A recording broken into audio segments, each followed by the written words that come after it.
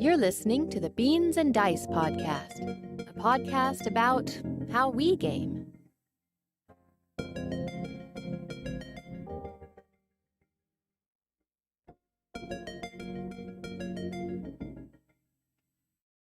Hey, folks, welcome to the Beans and Dice podcast. I'm Carlos.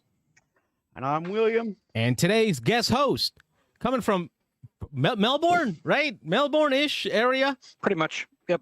James Melbourne, Luft near Rockledge. of Florida Blood Bowl. Welcome, James, to the show. What's up? How's everybody doing? We're swell. Yeah, we're doing swell. How are you, Best William? we can. I am. Healthy and away from me. Yes, exactly. I'm doing it right.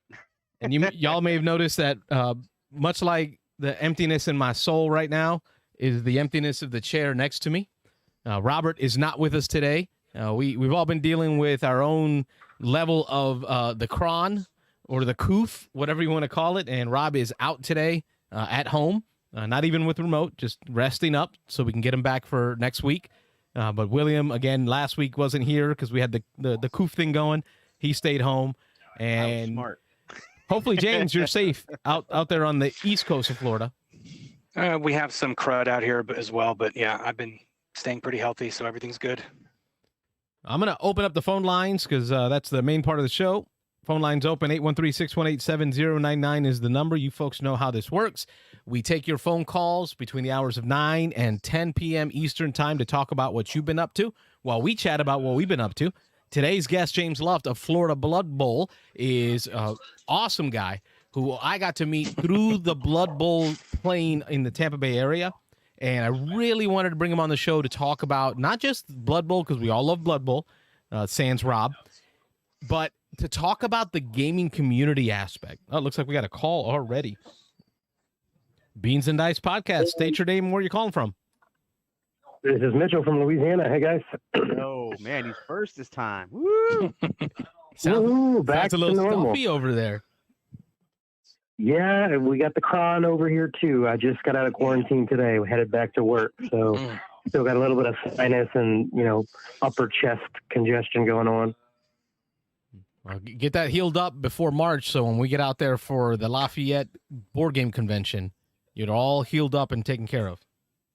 Oh, yeah, I better be good by then. If not, I'll have some serious problems missing that con. Well, we're talking about building board game communities and gaming groups. The guru himself, one of the biggest gaming groups that I know of, James Luft, is with us. He's built up Florida Blood Bowl. What do you have going on, Mitch? Well, this last week or so, not a whole ton. I had to cancel my New Year's game day because of getting COVID on New Year's Eve. Lucky me. So I've actually lately been doing a whole ton of online gaming with Board Game Arena. I'm not a huge fan of digital gaming, but you'll take what you can get whenever you, when you can't game in person. But I started up a Discord channel for some of the people in my gaming group, and we hop on voice chat and play some games on BGA. And it's not quite the same, but at least having that conversation, that tete-a-tete while we're playing made it a little bit better. Yeah, you mentioned the BGA earlier today in a chat you and I were having, and I haven't done BGA yet. I've done the tabletop simulator. Why would I pick BGA over like a tabletop simulator or even Steam games? Man, that's comparing TTS to BGA is like comparing apples to oranges. All the BGA games are going to be scripted, so when you click on something, it does what you want it to do. On TTS, typically you have to drag it. It's very not user friendly. This has a really great UI. It's a little tough if you're playing on mobile because the screen's kind of small, but on the computer especially, it's easier than in person because it does all the cleanup and everything for you. It's really, really nice. They have a great big collection of games. I think it was Asmodee that acquired the website back in the summer, and they committed to putting one new game a day on there for like a year or something crazy like that. Now, of course, most weeks it's like checkers and, chess, and then they'll throw up something like Lost Ruins of Arnak. So about once a week, you get a pretty solid game up there. And a large percentage of the games are free. You can do a subscription, which is $5 a month or $30 a year to be able to play any game. But even without a subscription, if you have a friend that has a subscription, they can invite you to tables. So I mean, I paid $30 for a year, and I can play any of these games with any of my friends, so it was worth it for me. All right, well, that sells me on it. So maybe I got to give this thing a try on an evening when we get together online instead of doing the Zoom thing that we've been doing. Maybe doing it on BGA since I don't have to worry about all the moving of the pieces. You're talking about you. That works for me. Technology not inclined. I'm not techie inclined. Yeah, I know. We don't. It's okay. Any other topics for the folks? buddy. Any questions for our game group guru? Well, you mentioned something about it having to do with Blood Bowl, and so no offense to our guest host here, but I turned my head the other way whenever I saw that. I've never played Blood Bowl. I just know Carlos talks about it all the time, so I got to bash on it, even though I should be bashing on Rob. He's the one that's not here tonight. Rob bashes on it because he thinks it's boring, and he also bashes on it because it's dice. Oh yeah, it leans heavily on dice and luck. So yeah, so that's why. Other than that, I mean, it's a war game in my mind. It's not for everybody. No, it isn't. Just like sports, it's not for everybody. Mm-mm. Yeah, I think it's the theme. I mean, I'm not a sports guy at all. So, Me neither. whenever I want to go board game, I want to go nerd out. And so whenever I hear, it's like football, but board games, I'm like, give me the swords and the dragons and stuff. No, not a football fan at all? Not a football fan at all. But there's something about pushing miniatures on the board with a mini football that does it for you. Yeah, I'm fine with it. Yeah, it's fine that it's football. It doesn't matter. But I don't know, man. He might like football if you actually can, punch someone out. No, I played football in high school. I played offensive guard and got my ass handed to me for 3 years. So I'm sorry. I'm good. Don't need any more football physically in my life. But playing the board game, playing Blood Bowl, I don't look at it as football.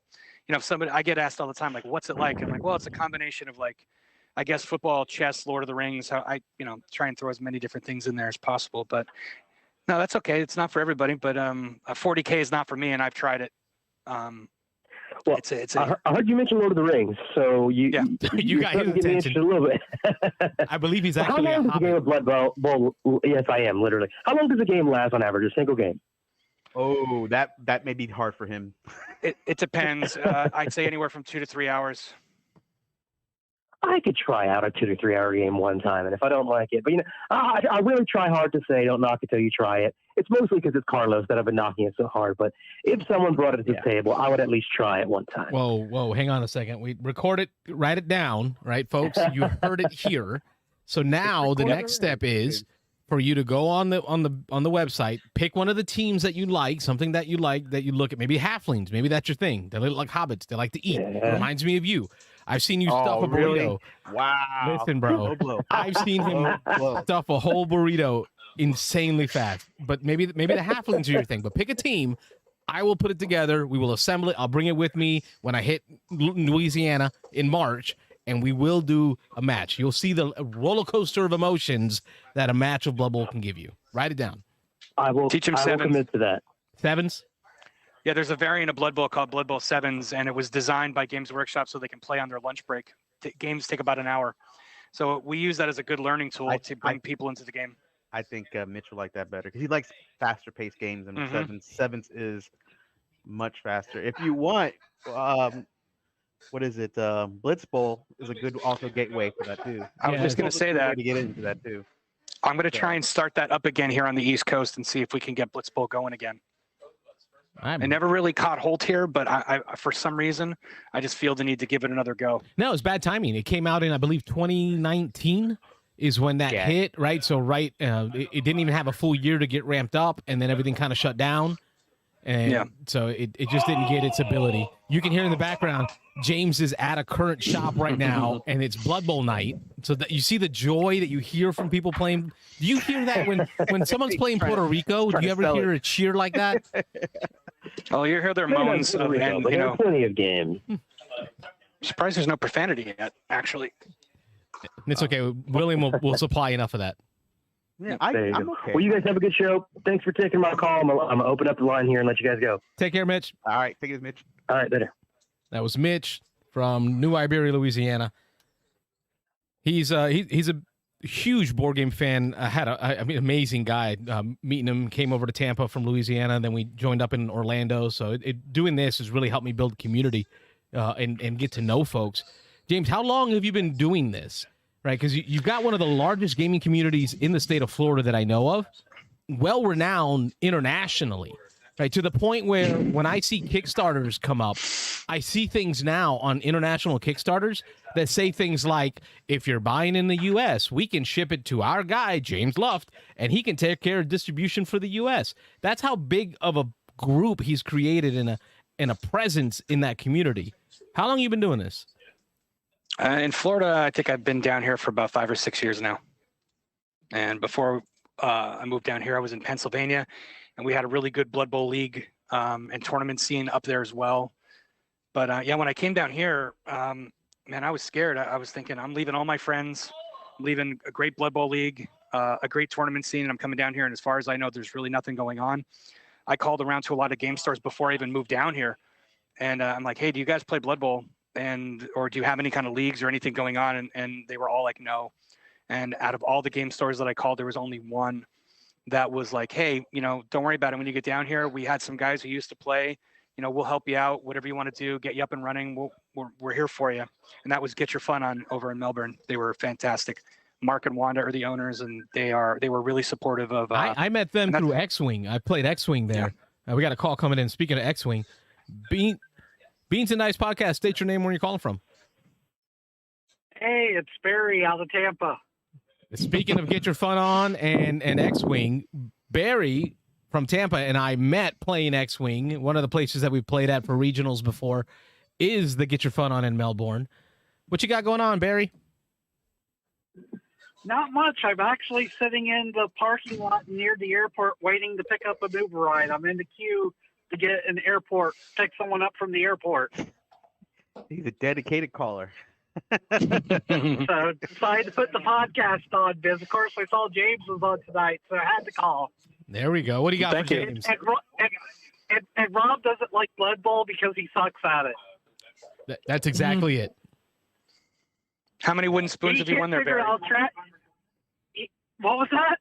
How many wooden spoons have you won so far? I've so far have 3 to my collection. So for those who are uninitiated, the wooden spoon is when you come in dead last at a tournament. So just proving a point that you don't have to be good. Yeah, you don't have to be good at Blood Bowl to love it. It's the community. That's why I love Blood Bowl so much, is because the Florida Blood Bowl community is the best community out there. It's so much better than the X-Wing community was. I tell you, I think I've walked away with more prizes at the tournaments where I've done worse than at tournaments where I've done well in the Blood Bowl. And that may be a big part of what brings the community back, is what you talked about, James, is you don't have to be good at Blood Bowl to have fun at a Blood Bowl tournament. Yeah, my main priority is to make sure that everybody has a good time. And when we first started doing tournaments, or when I first started doing tournaments as an organizer, I think I fell into that thing where it's like, all right, you provide prize support for the coaches who win, for, first place, second place, most touchdowns, casualties, all that stuff. I've transitioned in the last year or so into doing more spot prizes and rewarding people just for coming out to the tournament. So to start, you pay your registration fee and you're already getting a bunch of swag to take home with you, whether you do well or not. Then the next thing is, you could possibly win a team or some dice or some miniatures or some store credit, whatever it is, just for being here. So we want to reward people for coming out to play. And speaking of awards, Barry, you've been on a roll trying to gain as many wooden spoons, as many of those lowest spots. Okay. I honestly have not been playing bad on purpose, but for those who don't know Blood Bowl, Nuffle, the god of Blood Bowl, is like the chaos god who always gives you bad dice. And Nuffle showed me in my game against I was playing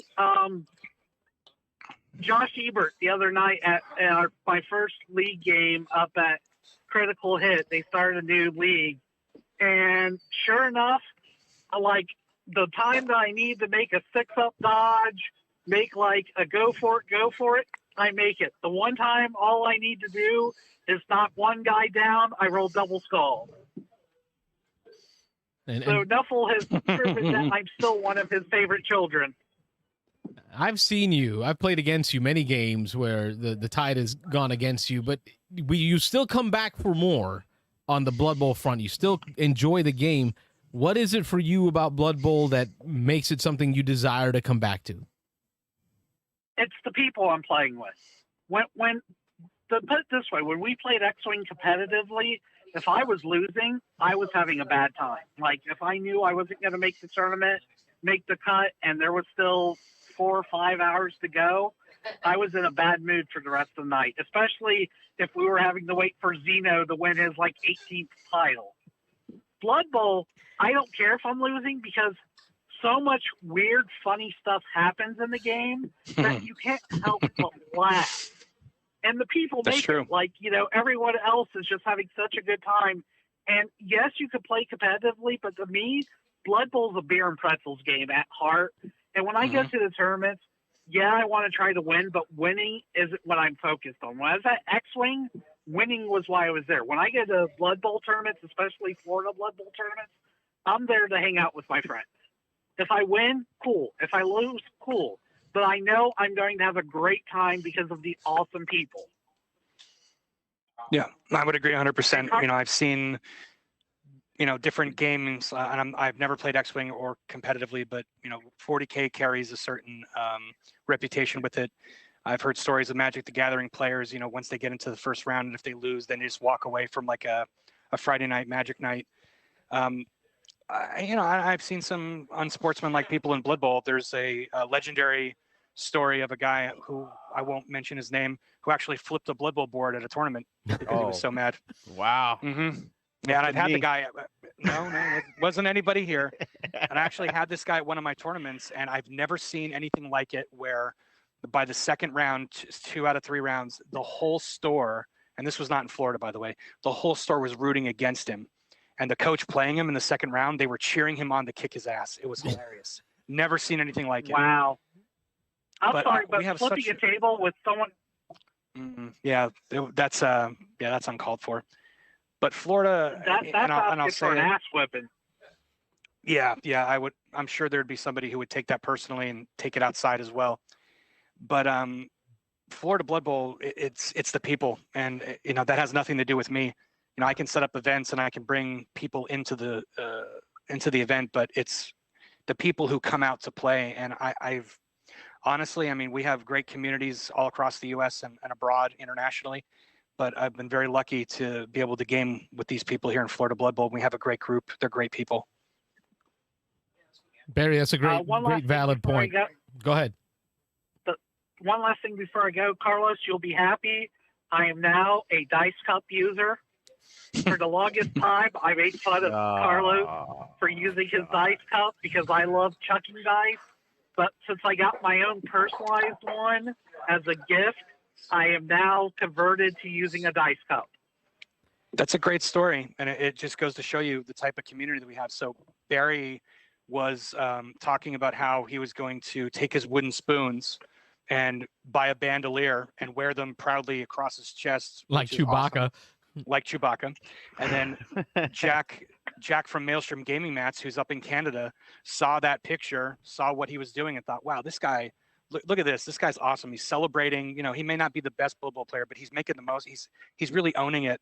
And he's like, he sent me a package of stuff for a tournament. And in that, he's like, hey, there's something special in there for Walter. He's like, make sure he gets that. And he just donated him his personalized dice cup because he saw that about how much he loved the game.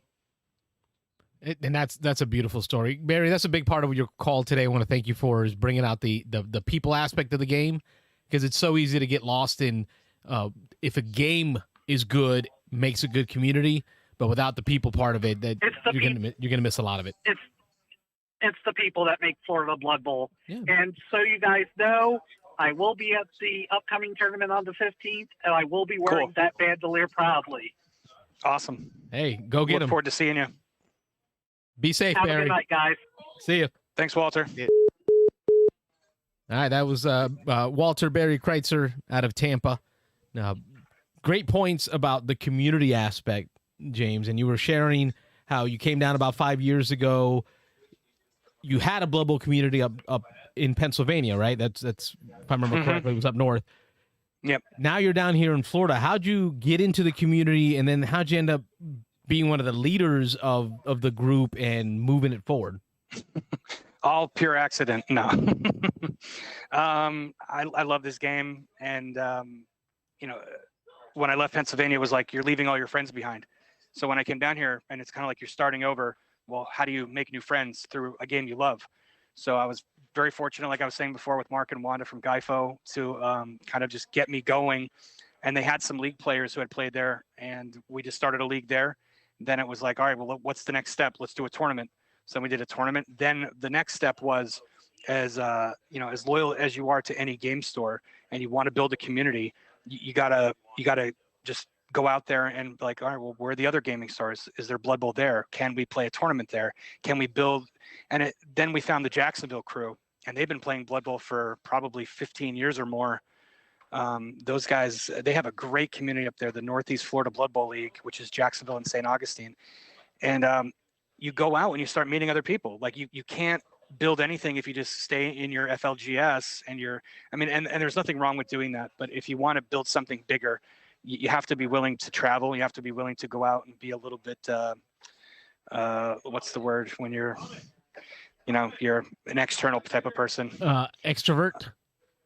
Yeah, you got to be a little bit of an extrovert. And it helps when you find the right people who want to do that with you. It makes it a lot easier. So then we brought in Jacksonville, and then we started bringing in Orlando and Gainesville and Tampa, and it just snowballed. And we had really good people. We were talking before about swag, and it reminded me of Ryan Marsh, right? He lives out in Tampa. Great guy. And when we started rolling down here with getting tournaments together, and that's actually how we got into Crucible. Ryan, we would make fun of me. We'd be like, hey man, you really got to calm down on all the swag you give out. He calls it swagageddon. And he's like, every tournament just kept getting bigger and bigger and bigger than the last one, and he'd be like, at some point you just got to calm down. And unfortunately that's just not in my nature. So William, you got any stories about organized play and swag and maybe what you've done to get swag or your favorite parts of? Yeah. I mean, there were, well, William, what do you got? I mean, for me, I missed the one you guys went to Atlanta and you guys got all that swag. But I guess I got more of an, oh my God, here's a thing in the news, a negative thing about it. I've actually heard people complain, and not with Blood Bowl, but with. Oh, we got a call coming in. Let's take a peek here. Beans and Dice Podcast. State your name and where you're calling from.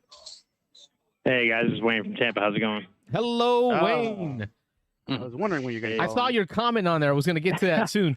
Wayne asked in the comment, what is Battle Ball like the worst first step to getting into Blood Bowl? What is Battle Ball? Oh, no. That's a game. I don't know. I got gifted that game 20 years ago, and it's sitting on my shelf. I played it once, and it's like this Milton Bradley version of I don't know. I assume it's like a dumbed down version of Blood Bowl. No. That was more of a joke than anything. Yeah, let's not do that. Yeah. No. It's probably a bad rendition and copy of it, just trying to have Milton Bradley get into that market, and they realized it's not going to work. I think the closest game that I've seen the Blood Bowl is Dread Ball, and a few people might be familiar with that.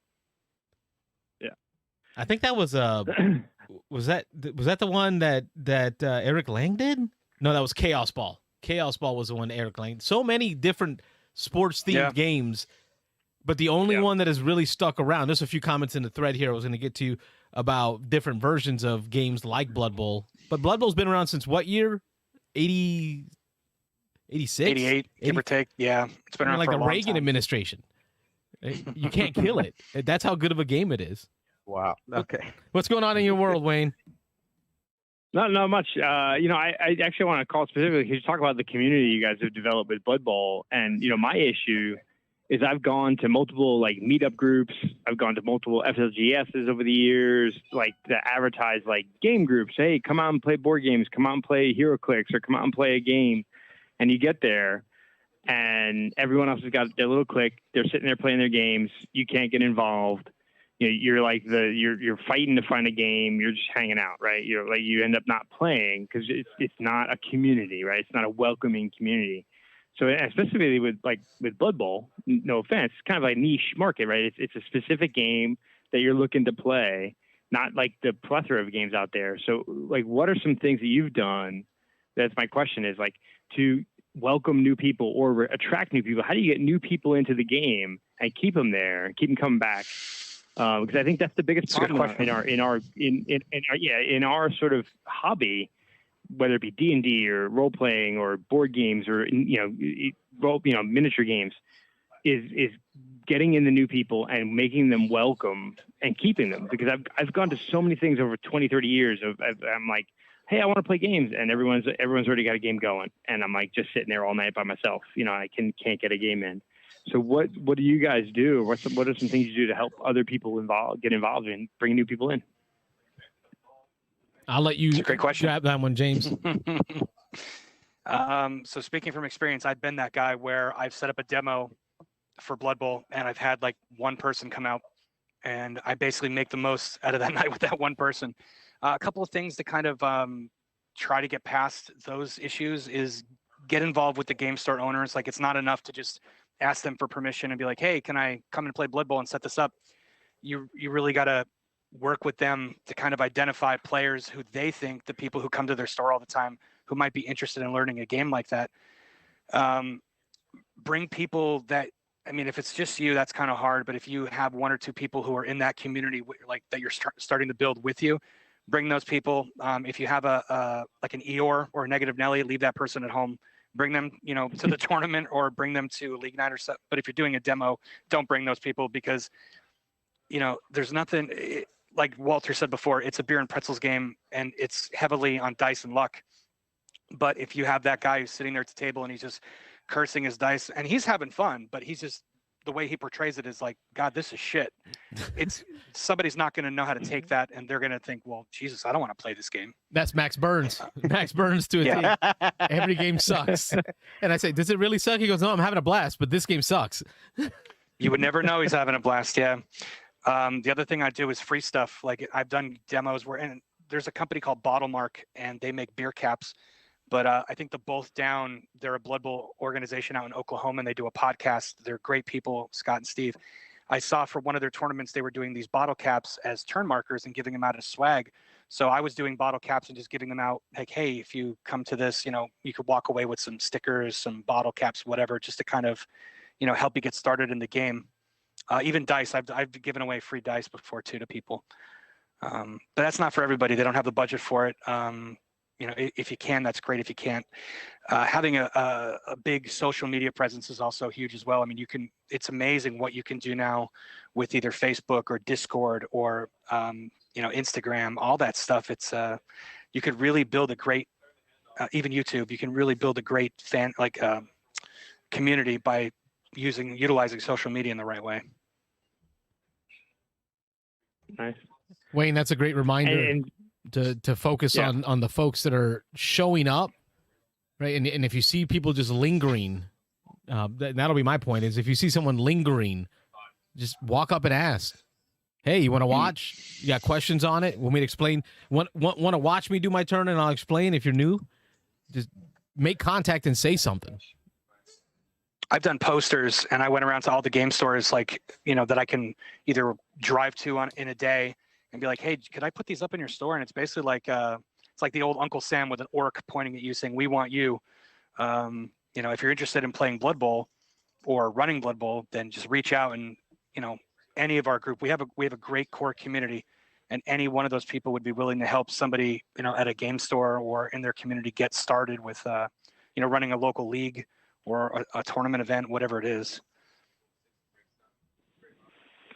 Yeah, it seems cool. I mean, I think that's my biggest complaint is, even like when I try to break outside my own game group and go to game stores and do game days, it's like, it's always hard to meet those new people. And that's why, like, when you go to some cons and you have that flag of looking for players, looking for teachers, those kind of things, is like those little things that you can do to get people involved and get, build the community are great. I mean, like, I'm not an artistic person, so like I'll buy a Blood Bowl army and play, but it's not going to be painted because I can't paint for shit, Yeah.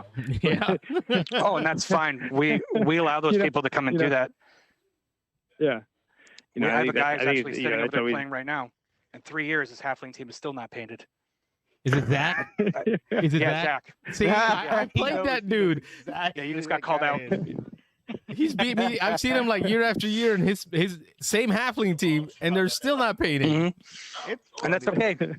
I mean, but that goes. Yeah, after like 6 months, I'll pay someone to paint it for me. I'll pay you to paint it for me. But That's a whole other niche industry. We have, actually, Zach is playing against one of the guys who's a great commission painter, Josh Wojcik. He does a lot of different stuff for people all around the world, and it's become its own thing. There's two aspects of the game. There's the hobby side, and then there's the gaming side. Not everybody's into both sides. As long as you're into, I guess, one side, it's fine. So like somebody will buy a team and be like, "Hey, Josh, could you paint this for me?" And he's glad to do it, and they look amazing on the pitch. Yeah. So Yeah, William's holding cool. his Blood Bowl models that are unpainted. They're unpainted, but they look cool. They're at my desk. I mean, that's all right. But you're never gonna get any flack for it, Wayne. When you show up, like I've never seen anyone in this community. I'm talking about the Blood Bowl community. It's not like the 40K community or the old Warhammer fantasy community where you would get crap because your stuff wasn't painted right. There are some tournaments that require you to have at least 3 colors. Right, But not all events, so especially not Florida Blood Bowl. I don't think we have any events here where we're like, you have to have your miniatures painted. If anything, we just want them identified, either with like, we want to know if you're not using like an actual Orc Blitzer for your model and you want to use something from like Reaper Bones, that's fine. As long as we know what it is and it's properly identified in some way, shape, or form on your roster or on the miniature, that's fine. It's the other thing, listening to you talk about, working so hard to try and build that community, the two things that unfortunately you have to have is just patience and perseverance, and it eventually will pay off.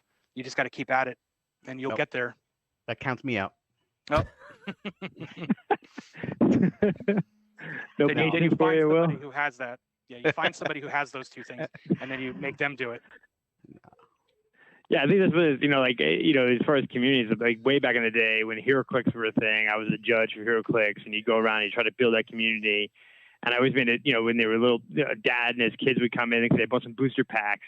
You like focus on those people and be like, okay, what can we do? Let's help you out. Let's help.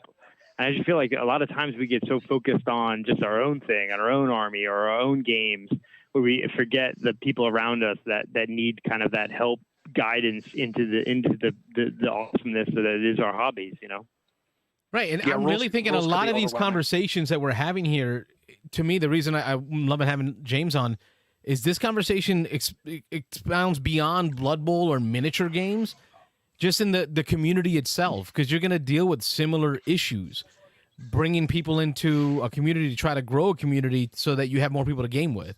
So a lot of this can be used in just trying to build a board game group, a local little board game group. Yep. Absolutely. We appreciate you, Wayne. Hey, thanks for calling, guys. Hey, I hope everyone feels better and everyone recovers from any of their sicknesses, and stay safe out there, everybody. Yeah, we will be back next week for the game day Saturday. It's going to be on the 15th at Armada, so we are planning on being healthy and being there. Thanks again for the call, man. All right. Have a good night, guys. Have a good night. Night.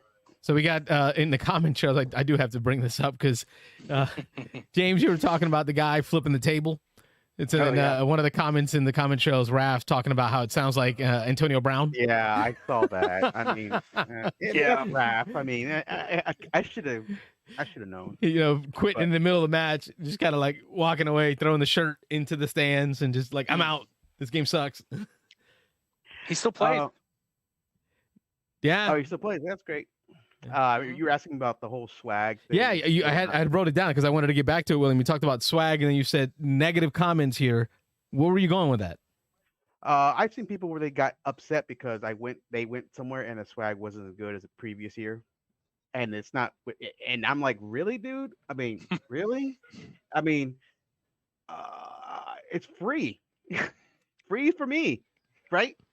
Then you go to other places where, like you should know, like depending on the organization, it's like, oh, this organization just starting up. Oh, they gave us a few components for free. Cool. Well, this organization is well known across the whole world. And yes, their swag is definitely good. You can't compare the two. We got another call coming in here. Let's go here. Beans and Dice Podcast. State your name and where are you calling from? This is Ron Frazier from Atlanta. Well, hello, Ron Frazier. We're talking game groups and Blood Bowl. What do you got going on? Hey, I wanted to call in and say thank you to James because you are dropping knowledge about building a community. Thanks, man. Achievement. He had to do that. Your setup is leveling up there, Carlos. Yeah, I got my soundboard set up. I'm ready to go. Yeah. Wow. So I got a question about the swag for James. I know you guys have been talking about it a little bit. What is your general philosophy behind obtaining swag and giving it out at events and whatnot? I get a lot of people reach out to me. Something cool happened over there in their Blood Bowl game. I get a lot of people who'll reach out to me and be like, "Hey man, I don't know the first thing about running a tournament. What do I do? What do I charge?" So my general rule of thumb is something along these lines. It's not set in stone. It's whatever works for you and the game store you're playing at, or whatever venue you're playing at. Because we've played at game stores, we played at breweries, we played at we go camping and play Blood Bowl. So we'll go anywhere we can. But businesses, we respect the fact that a game store or a brewery, for instance, is having us there, and we're utilizing the space. We're eating up their tables. So $20 you're starting with. The first $5 out of that, I give it right to the venue that we're playing, $5 per head, just to say thank you for letting us use your tables. Thank you for having us there. And there are some game stores that don't even require that. I'll offer, and they're like, don't worry about it. Just put it into the swag, what you want to do. Then I start looking at, all right, well, what could I give players for coming through the door, for taking time out of their lives, their family, their work schedule, their busy schedule, and playing. So I'll start looking at, all right, the biggest thing with Blood Bowl is tournament dice. Everybody collects them all around the world. There are collectors. There are Facebook group pages that are specifically just for collecting dice. So the very first thing we do is, all right, we're getting tournament dice. Then we'll build on that and be like, all right, I have my personal favorites. Like I'm a graphic designer before I started doing what I'm doing now. So like I like to design posters, and the tournament posters are a lot of fun. And I have a friend who is a stay-at-home dad, or was at the time, Gary Radziak. I've known him since he was in diapers. He hates when I say that. Actually, I don't think he cares. But I've known him for a long time. So like when I started doing Blood Bowl tournaments, I'm like, hey, I said, could you I want to do my first Blood Bowl tournament was Ferris Bueller's Day Off, but I wanted it to be with Lord Borak. So I asked my friend Gary, I'm like, could you take this image of Ferris Bueller and like make it all Blood Bowl and like do this? And he's like, sure. And it was a huge hit. We did T-shirts based off of his artwork. We did posters. We did dice, and it was a hit. So to be able to, make it unique for that tournament is a lot of fun. So yeah, those are the big swag elements. We'll do dice, stickers, posters, caps, tokens. And then I'll start looking at, could we afford to put anything towards prizes? And like I said before, we used to do prizes for the winners. Those who would get like the trophies, we would do trophies for them as well. And then for me personally, I would see a lot of coaches, they had fun throughout the day, but, they would go home with just the swag and they would never win anything. It's just, they have certain skill levels. The tournaments vary, the rules. Blood Bowl it's a dice game, so they may not do really well.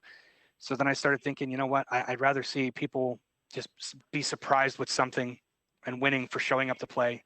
So me personally, I started getting into more and more spot prizes.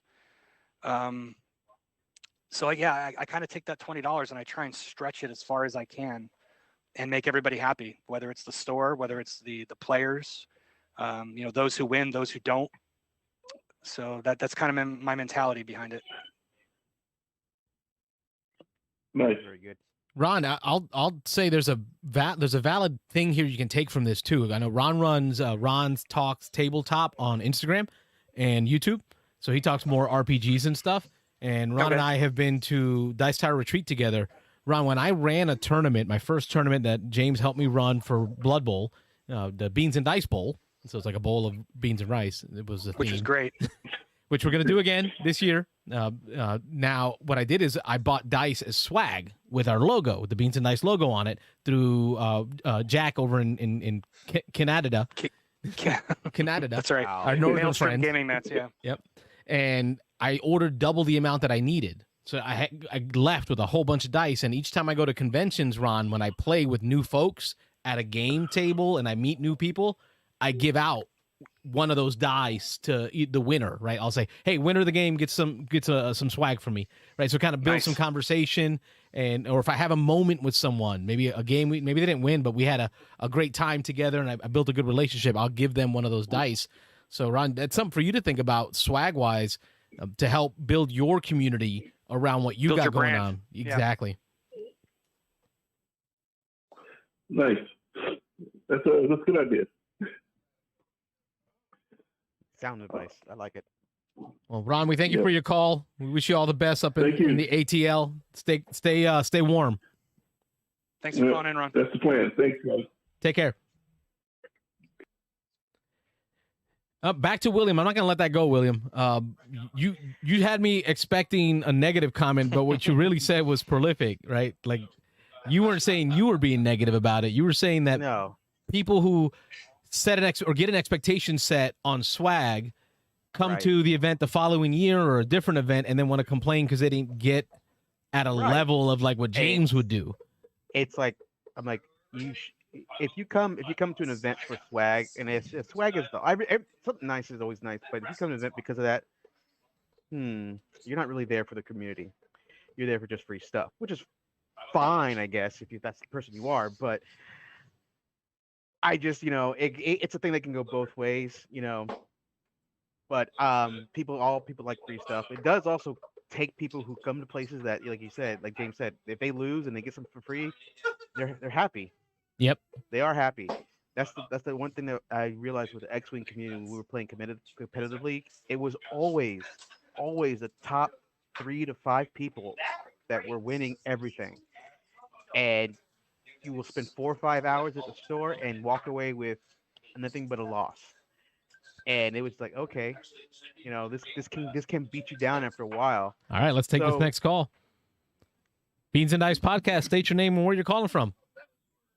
Hey, it's Big Benny K and Veronica, and we're calling from Hernando, Florida.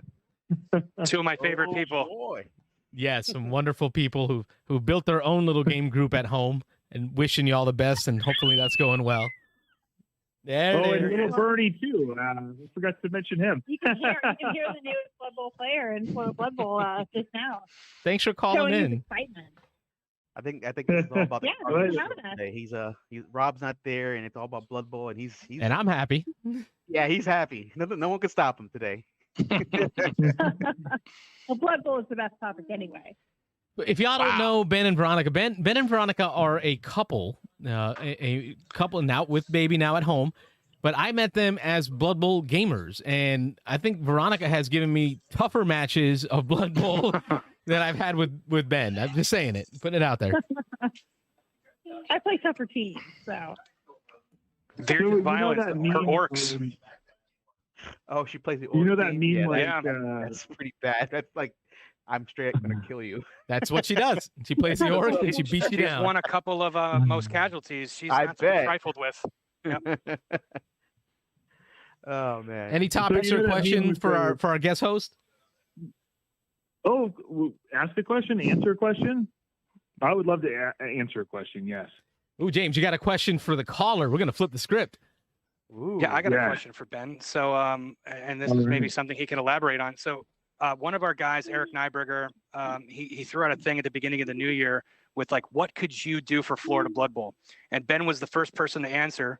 And what he's working on currently is actually doing, well, I'll let Ben explain.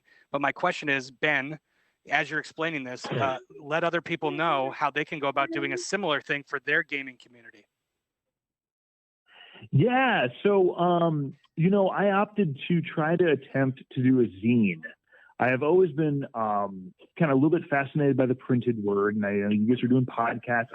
That's awesome. You're getting out to a certain crowd. We do social media that gets out to a certain crowd. But I'm hoping that if we do if we do a zine, we can get out to a different kind of crowd too, So sometimes a person will walk into your friendly local game store and they're going to buy a box of Blood Bowl minis or something like that. And hopefully the shop owner can hand them this document, and they can learn a little bit more about some of the leagues that are out there in Florida, some of the different tournaments that are happening, a little bit of the lore that we've created as a Florida group, and all that kind of stuff. Help me That's understand. fantastic. What is you said zine? A magazine. Yeah, It's short so- for. So Yeah, back for in those, the who distant year of young, 1990, what a magazine is, we had to read stuff in a What's a in a book. newspaper? Yeah, I God. know, right? We're aging ourselves, guys. Yeah. we're I bringing will say it. this We're though. bringing it back. A handcrafted, personalized media outlet that can kind of make Wow. you feel like other people care about this. It's not mass produced. GW's been supporting our game lately, and that's wonderful. But there's also a huge, wonderful community out there, and this will show that there is community support, artistic Grassroots and movement. creative interests, and it'll really just show. Hopefully, there's people that maybe who are exposed to the zine, people that they can reach out to and become part of the community. So. Well, now you see why she's the smart one, because she put it into words. Yeah, she better. she explained it. Listen, to a we very always technical level. knew you married up. We knew that. You know what? It sounds like they want to do like a White Dwarf magazine for Blood Bowl. Yeah, which they kind of. but more local, more focused on what we have going on in our region. The Voodoo, which is kind of the southeast scene, and then like the Florida Blood Bowl scene. Yeah, zine is like kind of an underground thing. It's not like it is never meant to be mainstream. It's meant to be homegrown, a little rough around the edges. So that's kind of what we're hoping for. It's definitely be rough around the edges. But Yeah, pulp zine. It's going to be awesome. I mean, If you walk into a game people store because- and you. Go ahead. Sorry. No, go ahead. I was gonna say, if you walk into a Oh, game well, I was store and you gonna say say, the "Hey, I best want to thing buy about Blood it- Bowl," and somebody hands you that, you're gonna feel the love. You're gonna be like, "Wow, look what this community is doing, and this is what I want to get involved in." And you're gonna find out all the ways you can. I think it's a great way to build that community. Yeah, I was going to say there's millions of miniatures games. There's millions of different communities out there. The thing that Blood Bowl in Florida brings is that, it's just got, there's a quality to it. There's a camaraderie. There's a welcoming group. We want to be a little bit different than that. So. I think that, another thing too that I like about Florida Blood Bowl is as a father and as a professional adult, it is a group of mostly adults, mostly people who have their lives together that don't have a lot of time to just waste. I think We're just looking for a community that loves each other and we can have fun. Yeah. And that's what Blood Bowl gives to everybody involved, no matter what their lifestyle is, family, single, starting out the career or ending it. It's a very inclusive community, and it can be casual or serious, and you're not faulted either way, and that's wonderful. Once again, she speaks. I was going to say, it could not have been said better. I mean, I remember going into the Blood Bowl community, and William, you and I both know, playing in other gaming circles, right? You might meet a lot of younger folks, very young folks, right? And I'm in the Blood Bowl community thinking, okay, these are people like my age, like, similar home situations. And then I'm having this blast playing with this guy, and come to find out he's younger than my oldest son. And Brandon Connor. Brandon and Connor are both very young, and I'm over here like hanging out with them like friends, and then I'm like, bro, I got a kid older than you. Oh my god, I feel old.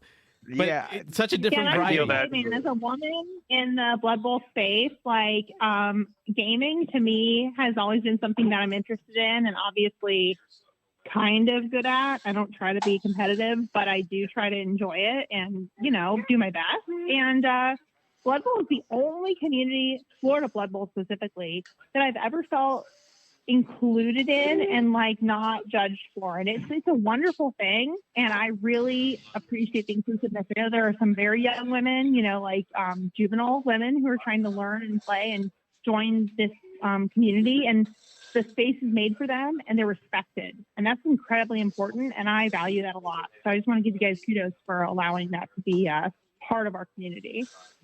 Mad props to all of you Florida Blood Bowl folks. And as a new girl dad, because I think you had your baby it was right before August. Yep, right after us. We were July. Right? Yep. So I got a girl now.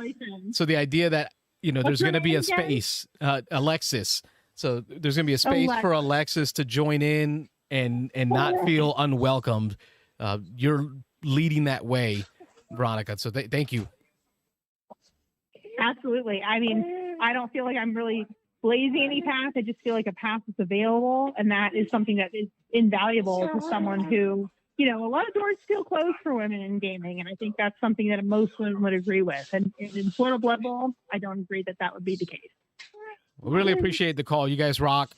Thank you for the awesome way that you explained what Ben has been trying to say on this call. that was awesome. That was like it's like she's a doctor and he's just a student. We appreciate y'all. You're very welcome. Now Bernie's explaining it for him. It's perfect time to end this call because Bernie is deciding that he would like to speak, and I don't think that he'd be very coherent. So it's okay when Bernie and Alexis are a little older and we can pit them at each other like 8 years old. This is gonna be fun. We'll have like a kitty table at the tournament. Mano, see who comes out first with a sevens pitch, right? Yeah, little sevens pitch, little baby Blood Bowl figures. It's gonna be awesome. It's gotta be like a pitch with like 6 squares and 2 figures, and they can just knock them over, and like the first one to knock over a player wins, kind of thing. That could be your that could be an article in the zine, like a modified kids version. Baby Blood Bowl. Have a good night, y'all. Thank you guys so much. Good night. Thanks for calling in, guys. They're a lovely couple. So awesome. That was fun. Dude, and Veronica, never heard of zine. I guess the term zine. Yeah. You know what I get from her? I get from her like if I was playing against her or something, it's like, all right, I'm gonna do this and this and that, and then she'd be like, okay, well, you are going to. She would explain to me on such a high technical level that I would just my psyche for the game would just be completely thrown off. Like, oh, I'm done. I'm lost. You want to win this one. I remember my first time playing against Veronica, and I walked in there like, you know what? She's here. She's asking for it. I'm gonna give it to her. I'm not gonna hold back. I'm gonna go all in. And then she whooped my butt, and I was like, okay. You wouldn't want anything less. Absolutely. I didn't know what to expect, and then I walked away like, no, okay, I can give it. Oh, we got a call coming in here. Let's see. Beans and Dice podcast. State your name and where you're calling from. It's Chris Nelson, calling from Lakeland. Hey, guys. The infamous Florida man. This is Florida man. Yep. Oh, this is him? I've just been chatting. Yeah, I've just been chatting so much, I thought that I'd call in finally. That's the point of the show. It is a call-in show. I love the conversations, and I'm posting them up on the screen for folks to see and read. But a big part of that is that calling in. What topics do you have for us? What questions do you have for James, or do you can take over the show for 10 minutes? That's also a thing. Don't give him that. He'll never give it back. I just heard Ben and Veronica, and I thought that was amazing, everything they were talking about. And when he'd mentioned the zine, I got really excited because when he first mentioned it, I was like giggling on the other end of the screen looking at the post. I was like, this is going to be so cool. So I actually took some time to write some articles, and I sent them to Ben, and we'll see if he wants to include them or not. But if he does, if they come no out, pressure. Yeah. Hey, Ben, if you're still listening here, pretty stoked about this. I wrote a meta for one of the upcoming tournaments, so that way people would have a shot at looking at that, and an opinion article on why human catchers should be strength 3. I'm not going to lie, pretty proud of that. And then there's a college spotlight on Dungeon Bowl 2. So Chris is in it to win it. He's so let me give you some background really quick on Florida Man here. So Florida Man, strength 3. Florida Man's actually from Alaska, but he's called Florida Man here, and he earned that moniker. And Chris is probably our winningest coach over the last 3 or 4 years. Our Voodoo Tournament Series, which is mostly Florida, but we include some of the other southern states, Tennessee, Alabama, Georgia, Louisiana. They all don't have the same, Mississippi. They all don't have the same Blood Bowl scene that we have here, but Chris has won a lot of tournaments, and at the end of the year, we take the coach who has done the best throughout the year, and Chris has won that for, I think, 3 years in a row, right, Chris? Yeah. This past year, he was just shy of winning it for a quadruple, but he just got knocked off. But it was a hot race to come down to the end. So Chris he loves Blood Bowl, and he's one of the first people I met at a tournament. And here's a thing, right. Chris and I, we played at Ryan's tournament. It was the first street brawl at Crucible. And was that your first tournament in Florida? That was my first tournament ever, my first tournament in Florida. I didn't know what to expect. I brought dwarves because I wanted to win really bad. Try hard, net decking. Nothing's changed. He's still the same Chris. Nothing's And changed. James brought vampires. Yes, I did. Because he didn't care about And winning. For fun. James That's right. He beat me down 2-0 at Street Ball with vampires. So that was I am fun. not competitive at all. But I just want to have the most fun. And Chris was a great match. We had a lot of fun, and we got to be friends after that.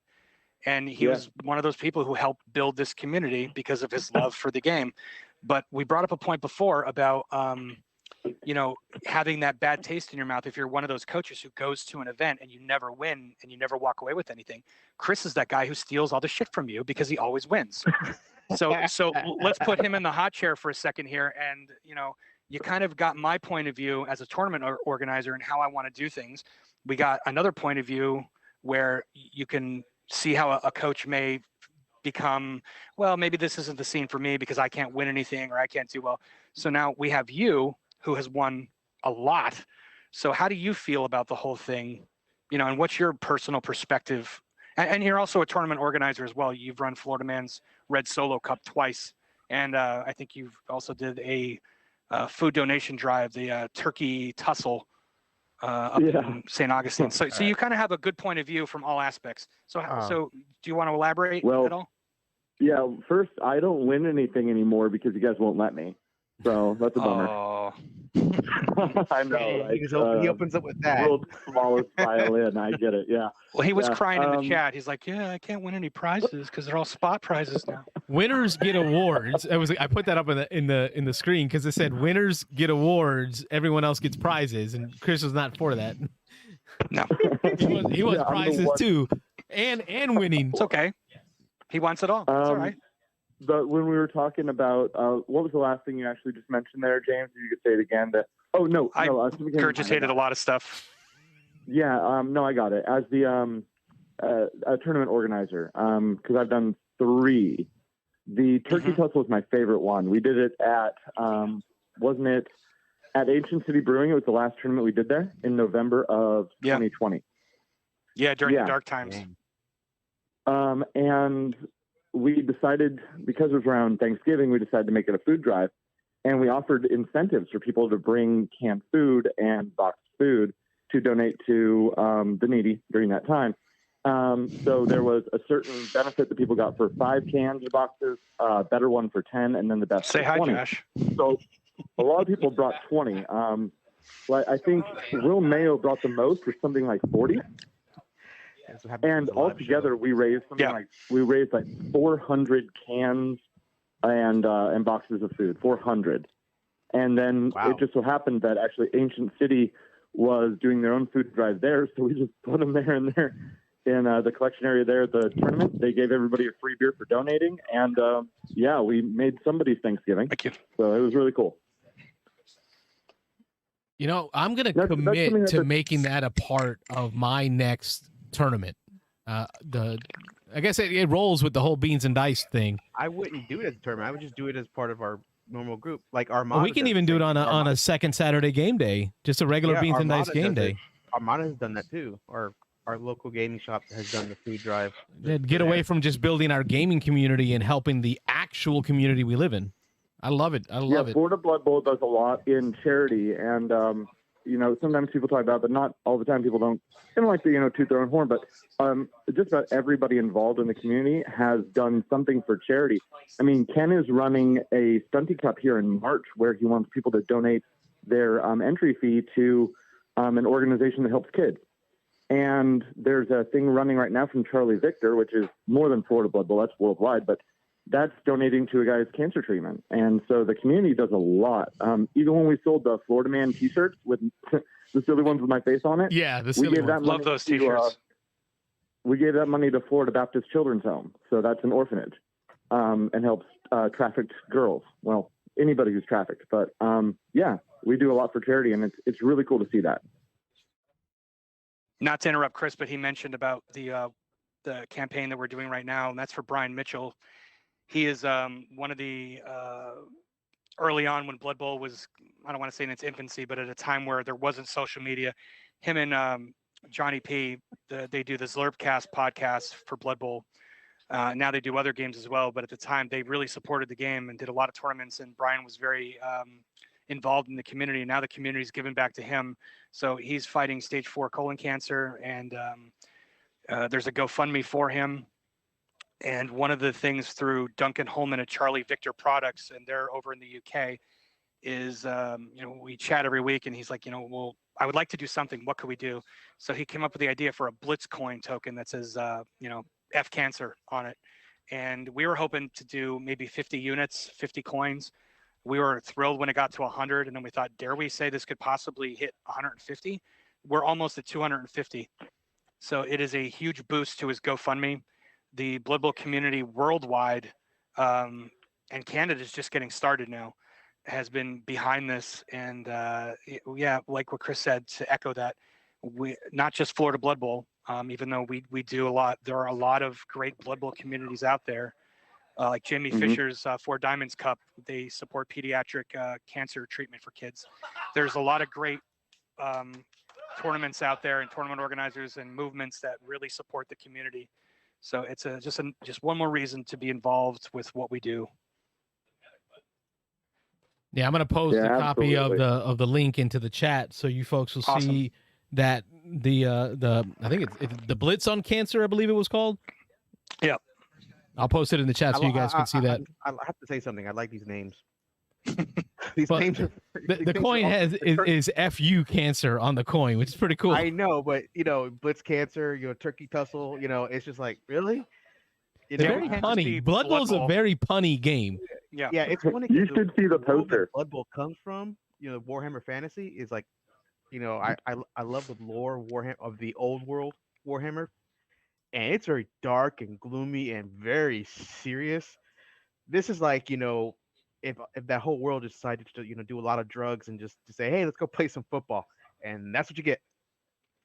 You get all this weird stuff that just happens, but yet oh yeah, I know those dwarves, I know what the Empire are, I know what Bretonians are. Okay, I know what you I like it. That's the reason why I like it a little bit. I don't play Blood Bowl. I like to read about the funny stuff that goes on. We have people who play Blood Bowl just to be involved with all the fluff, and they don't really care for their matches, but they love being involved with all the stuff that goes on around it. But somebody mentioned in the chat, and I'm just going to throw this out there as well, another big charity event. It's probably one of the bigger ones every year, is the Atlantic Coast Charity Cup, which is run by the NAF president, Nate Beam. That happens in Virginia Beach every year in July. And we're actually putting together a Florida Blood Bowl road trip to go there, which we've done once before. We rented an RV and drove from Florida to Oklahoma to play in a 2-day Blood Bowl tournament. But anyway, this one supports usually like veterans. I think in the past they've made donations to like the Wounded Warrior Project and as such. So it's a very big yearly charity Blood Bowl event, and it's highly attended. I want to say they get like 40, 50 plus Blood Bowl coaches every year. Well, they're going to get 10 more because I know I'm going. Heck yeah. That'll be a good time. A lot of fun. Well, thanks for sharing, Chris. It's and when it comes to, you talked about the aspect of Blood Bowl, the different spots of the hobby, right? The painting, the gaming, but then also the fluff piece, which you just talked about, James. I remember when Chris played in the most recent Armada tournament, he had his it was the Necromantic Horror team, but you gave them the Universal Horrors, I believe was the name. Universal Classics of the Silver Scream. That's the one. And you had this ongoing narrative of how the team was doing, like story based. And I just wanted to be in it so bad that I loved and just fell in love with the fact that I just destroyed your werewolf, and like knowing that that's going to have to be a part of your story, talking about how your toughest guy lost strength because of the neck injury that Carlos was able to give him. For those who don't know, Carlos and I are in a league together, and I have a strength 4 werewolf with he's got 6 skills or something now. It's stupid good. And Carlos is the only person who ever hurt him, and it made me want to cry. I heard about this. He brags about this all the time. Everywhere I go, man. I got a tattoo about that event on my arm now. I beat up his werewolf. I'm like, okay, that's nice. I lost. Now, you mentioned the fluff. So you know how I wrote those in the style of Balthazar Burns and Chester Von Tooth, the two announcers, being a beholder and a mimic, respectively. I did the same thing for the College Spotlight article. So when that zine comes out, take a look, see if any of those are included, because they might be. So hopefully they're in there. Looking forward to the zine. Chris, thanks for the call, man. We really appreciate you. Yeah, always love being on. Hey, take care, guys. Have a good night. It's amazing how fast that hour flies each week. We get to always told you what you need to do with that, but we'll get there. Once we hit 1,000 subs and we're getting plenty of views, we'll get to that 2-hour mark. But this whole topic conversation about building a community and building a group. So if you realize the goal fashion, this in particular, James, is about playing Blood Bowl. But if you realize that it expands everything and it's just not Blood Bowl, you got board gamers and RPG gamers. And even in that, the end result about all that is people want to do nice things for people. Mm-hmm. Yeah, we want to be competitive. We want to win. We want to do something. But I think the end result with a lot of people is just being a human being. Yeah, pretty much. I mean, I just posted this comment up. AG Wizard in the comments put in, I despise gatekeepers in every hobby. Excluding people for what they are is dumb as AF. Right? That's the gist of what you said. Yeah, I mean, it's, like I said, I've met people from around the world just because I decided to play with random folks, especially at conventions. I always do that. I will always press that. Play with random people. You might actually like a game. You might actually like a game that you never heard of, and you might actually meet people that you would never talk to outside of a gaming community that you would never have talked to before. So, and that's how I think that's how a good way to build a community. Hell, what's been working for us for a little bit. It has. We've got a good group. I mean, when we were hitting almost 30 people on a Saturday game day, I knew that we had something going here with the people that were getting together for board gaming. And that's part of what drew me into having conversations with James. Also, the orc pointing at me, "We want you," that poster at Armada, is seeing the things that he's done to build his community are things that I want to mimic and learn from. So I want to thank you, James, for taking time out of your day to join us to have this conversation about gaming. It won't be the last. Definitely won't be the last, but this is just opening that conversation with you and the folks at home. I will tell you, it's probably one of the most watched shows that we've had. Yeah, I've been watching to date. I will probably say to date, one of the most watched shows that we've had. I bribed everybody. It worked, homie. He bribed him with swag. Yep. Let's run through the comments real quick, see if we have anything in here that we missed. AG Wizard, Carlos, how about a tournament in September? Maybe a tournament for folks that can't go to Chaos Cup. I don't know. That sounds interesting. We've run tournaments in September with Chaos Cup as well, because there's a lot that don't go. So kind of like a proxy to or a alternate location of Chaos Cup type stuff. I look at it like for those who stay at home. We got those who don't have the financial means to travel. Mitchell's talking about how the only reason the topic is what it is tonight is because Rob is not here to stop it. My buddy Rob. I told you. Wayne's wondering, so what would the topic be if it was just Rob and no Carlos? My answer to that would be it probably would just be talking about cubes. Not dice, just Euro cube pushing games. You gotta get a blue cube by turning in a red cube and getting a green cube out of that. One of the suggestions would be Rob's topic would be why dice are evil and should be banned from all future games by Rob Childers. That would make a great zine. I don't know if James knows about the dice story of Rob and Richard Borg and everything. So Richard Borg is a military or a historical war game designer. And Rob and I played a prototype he had at a gaming convention with William, and it's a team game. It's like 4 versus 4. And we gave Rob this section to go attack, and he got all these dice, and the designer has said he has never seen someone roll so poorly in their life. He's never seen such a great strategy foiled by the worst rolling he's ever seen. So and this is why Rob and Blood Bowl don't mix, is just dice hate him. His hatred of dice and Blood Bowl sound very much akin to my hatred of meeples. Yeah.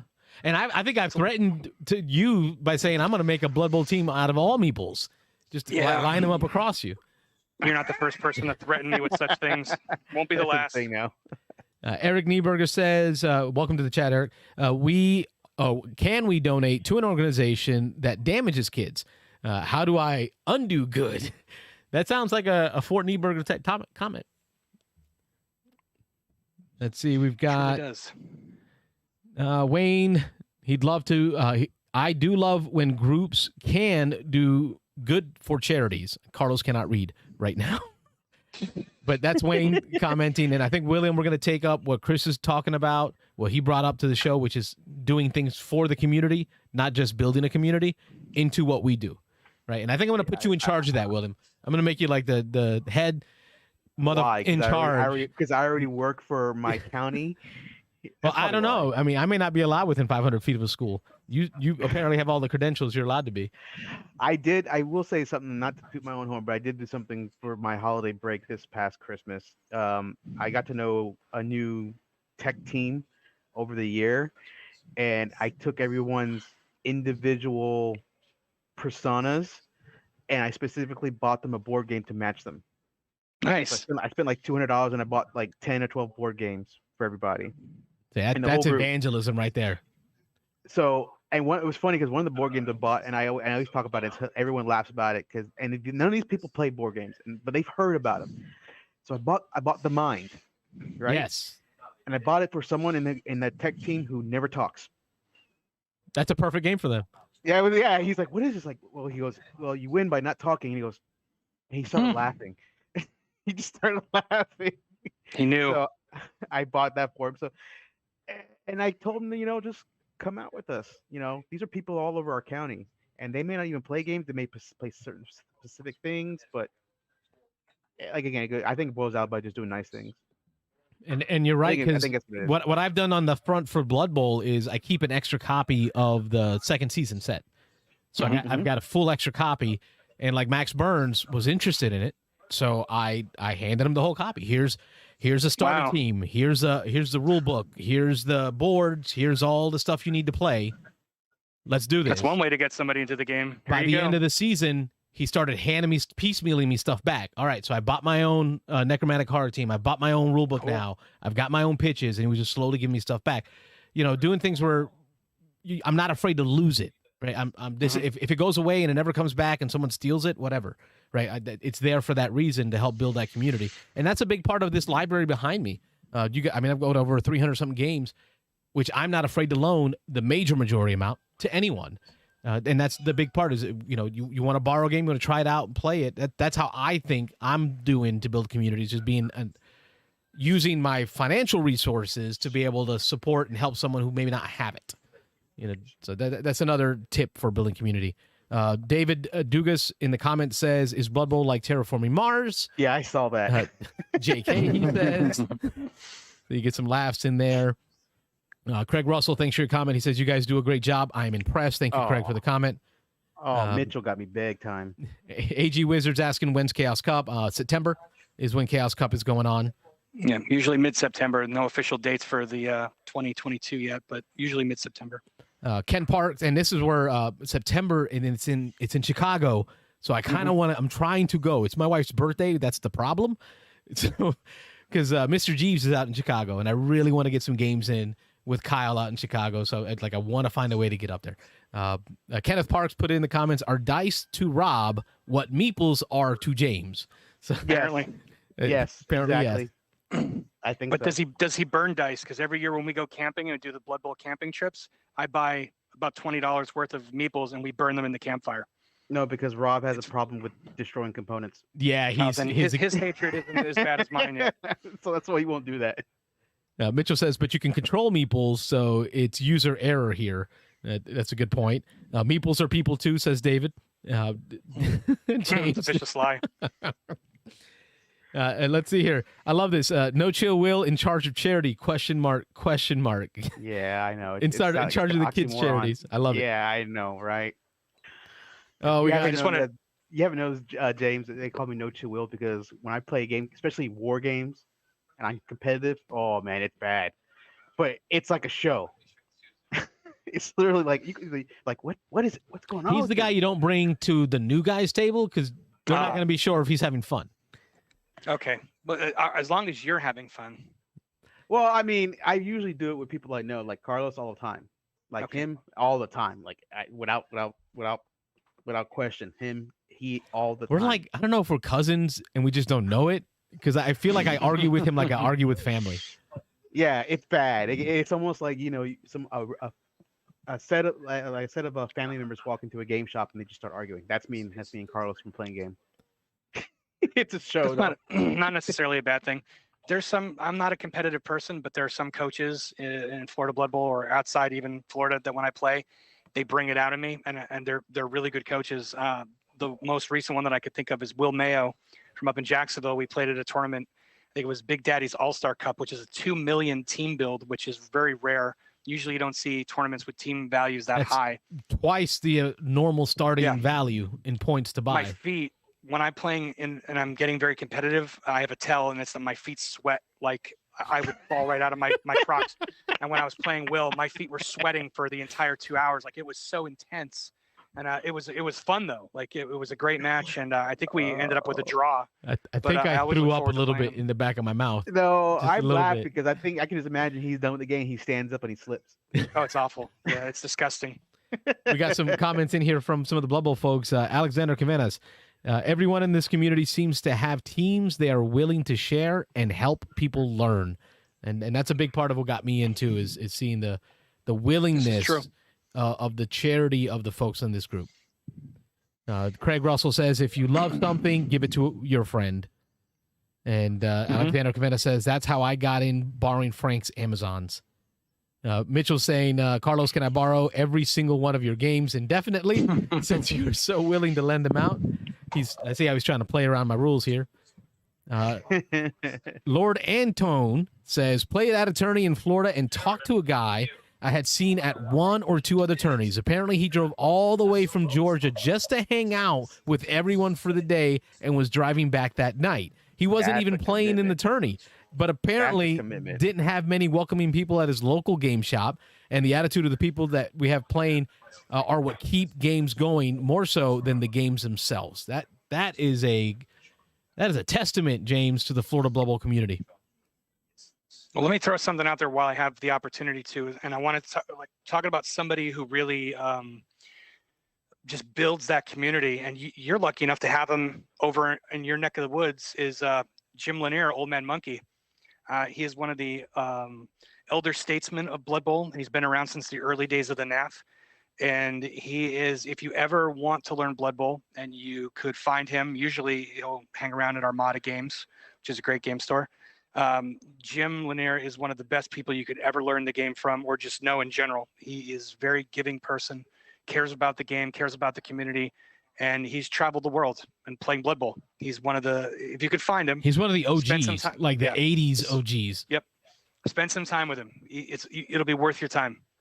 He introduced me to the game because I remember I was curious, and I posted on the Armada Facebook group, is anyone willing to teach me? And James says, this day I'll be there. Let's do this. I show up, and this patch here on my uni, this Chaos Cup patch, he gave to me. Wow. Gave to me a neoprene dugout, right? And other swag. And I hadn't even bought into the game yet. It's like, that's how I met James Lanier, Jim, also Old Man Monkey, different ways to call him. But he just brought me into the game that way. And that's part of what got me into it, is the people, not just the game. One last thing to add, you reminded me of something. We were talking about building that community, and like, if you have like you with your board games, if you have the financial means to be able to like lend something out. When so we played Blood Bowl, early on, and then I took 8 years off when I bought my first house and started having a family, this and that. When I got back into the game, me and a buddy wanted to start a Blood Bowl league at a new game store. Nobody had Blood Bowl teams, and they weren't easy to come by because this was before GW kind of got back into supporting the game. So I went on eBay and I bought 10 Blood Bowl teams for about $100 a pop, and I lent them out to anybody who wanted to play them. And it worked out great because we ended up having, probably at least 5-6 seasons of the league, and all those people who borrowed those teams loved them so much by the end, they ended up just buying them from me. So it all worked out. And that doesn't going to work for everybody, but it just goes to show you, have a little bit of faith. And if you have the means to do it, then, do it. I think it's going to be a goal for me this year. Well, you're in the right area. Yeah, I think it's gonna be so. I might start setting aside some money. Maybe, I won't do it for Blood Bowl because I'm not because I don't like it. I'm just not as familiar with it. But I think for a board gaming community, I think we can do something. Great I'm more show, familiar with guys. that. Great show tonight. In the comments, Thanks for they're having saying me. great show. This definitely was an awesome topic, and I know a lot of folks thought it was going to be very Blood Bowl centric, but that's not what it was all about. It really was about the community aspect of it, and I really hope that shined. And I think it did, because even like Ron Frazier talked about that, and Wayne talked about that, and they're not Blood Bowl folks. They're other gamers that they got a lot out of this, and so have I. James, thanks again for being on the show. Stick around as we say goodbye. We'll say goodbye to everyone. Then after we get off the show, I'll say goodbye to you folks.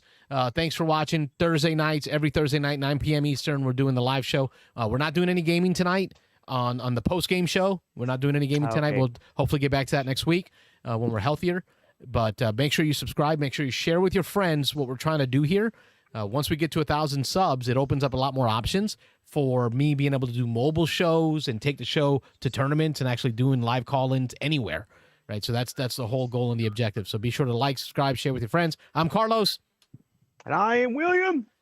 And he is... I'm James. Yeah, we're the Beans and Dice Podcast, a podcast about how we game. Thanks for watching. Have a good night, y'all.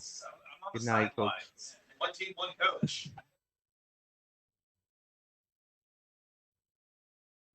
Thanks for watching the Beans and Dice Podcast. Don't forget to like and subscribe.